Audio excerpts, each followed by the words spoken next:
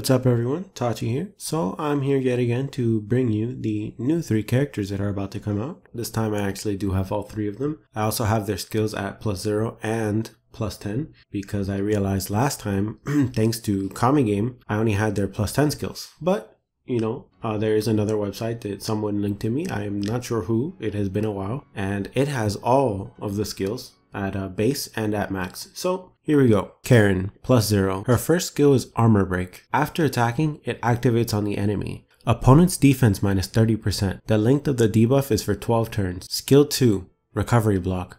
After attack, activates on enemy. Removes recovery effects on the enemy. Skill 3, Barrier Pierce. After attack, activate on enemy. Attack power times 50% additional damage. Awakening skill, Permanent Swiftness. Before the start of battle, agility before battle times 100% boost to attack. So she is a front hitter. She hits 1 tile. She seems pretty okay. She doesn't seem very good. Almost like a debuffing attacker. She seems almost like an Orien, but just not quite as good. So I guess we'll see how she fares out. So let's go over to her +10 skills. So Karin +10. After attack, activates on enemy. Opponent's defense and attack -65%. Length has been boosted from 12 turns to 16 turns. Recovery block. After attack, activate on enemy. She removes recovery as well as blocks further recovery from happening. Length 16 turns. Barrier Pierce. After attack, activate on enemy. Attack power times 100%. Maximum HP times 50% instant recovery. And of course, awakening stays the same. There is a typo here, I believe. Kami Game has this listed as 125%, but the other site has it listed as 100%. So I'm actually not quite sure which one it is. If you've seen Azu's video, then you probably know which one it is because he showed it in game. I just don't have the Korean APK. So on to the next character, Kaylin. So Kaylin at +0 has Dual Stigma. After attack, activate on enemy. Reduces enemy range to 1, support stat -300%, attack -30%, length 100 turns. Agility boost.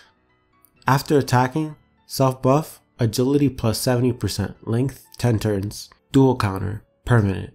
Before the start of battle, opponent's max HP times 30%, additional damage fixed. So she is similar to Lavia and Valfer, and they have fixed damage, which is true damage for other people who play like League of Legends, for example. It's basically unblockable damage by defense. And then the second part of that skill is number of dual stigmas times maximum HP of the opponent times 60% additional damage.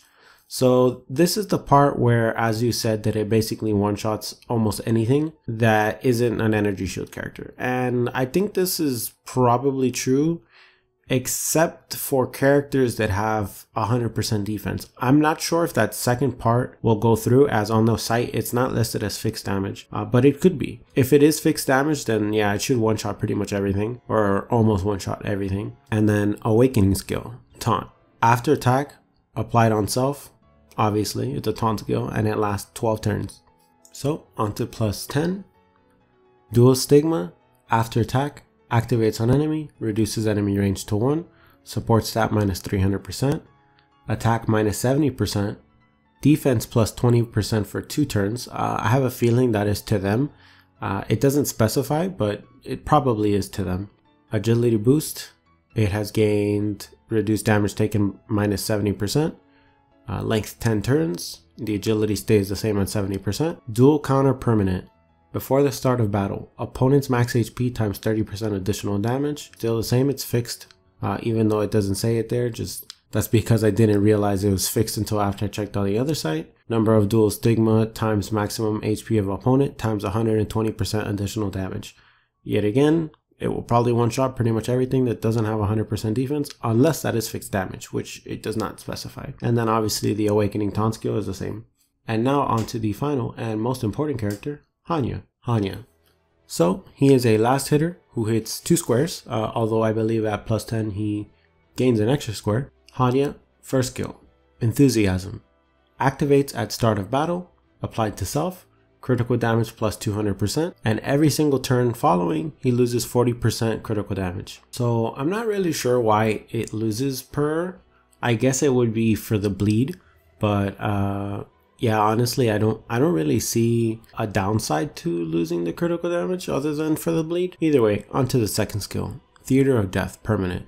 Activated at the start of battle on self, attack power increases based on number of tombstones, attack power plus 20%, that is per tombstone, length 5 turns, skill 3, sudden blow, activated after attack, activate on the enemy, attack times 100% additional damage, and then his awakening skill is bleed. Activates on enemy with critical attack, that means it only activates on crits, attack times 6% per turn.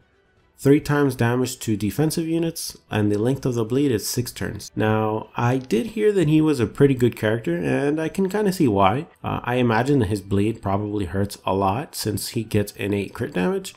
Honestly, probably double fatal is the best, just from the fact that he gains attack power anyways from his own skill. I don't really think you need to go double assault on him. Maybe 1 assault at best. I don't know what his base stats are, but I imagine they're quite high. Either way, onto his plus 10 skills, and then plus 10. Ignore the fact that his square did not update. I just didn't have a 3 square picture, but he basically hits like Yunrong but 1 extra square at plus 10. Either way, onto the skills. Enthusiasm. He gained critical damage to plus 400%, and then he loses 80% per turn, which is quite a big buff actually. And then on top of that, he also gains plus 100% attack and loses 20% per turn. Again, yeah, pretty much I'm seeing double fatal on him. That just seems like the best build for him. And then Theater of Death, permanent, has been upgraded quite a bit. Attack power plus 20%. And critical damage plus 150%. Again, this is based on the number of tombstones, both of them, which is actually quite ridiculous. I hope there's a cap for critical damage. I will double check those numbers, so please check the pinned comments. If you see that I pinned a correction for his critical damage, just keep that in mind, because that 150% seems quite high. Either way, sudden blow activates on enemy, attack times 200% additional damage. Quite high, but honestly, I don't think that's going to be like the major point of his damage. Although granted, he does get both of his buffs before attack, which means that he has massive attack power and crit damage when he attacks. Yeah, what the hell? This guy must hit like a freaking truck. Either way, awakening skill, obviously the same, still 6% per turn. But remember, now at plus 10, he gains 120% of his base attack after runes and support skills are added into that. Plus he gains 550% crit damage with just 1 tombstone, of course assuming that that was not a typo on the website. That is a ridiculous amount of attack and crit damage. He just seems like an amazing character. I might even replace Yunrong or Leto with him. Even at base he seems better than both of them, you know, minus the fact he doesn't have the utility of having a stun or a silence. But even without that, honestly, if he just one-shots everything back there, I don't think he needs it. Either way, guys, that is the end of this video. If you want to see future content, feel free to subscribe and maybe hit that notification bell. But other than that, guys, I'm out. Have a nice day.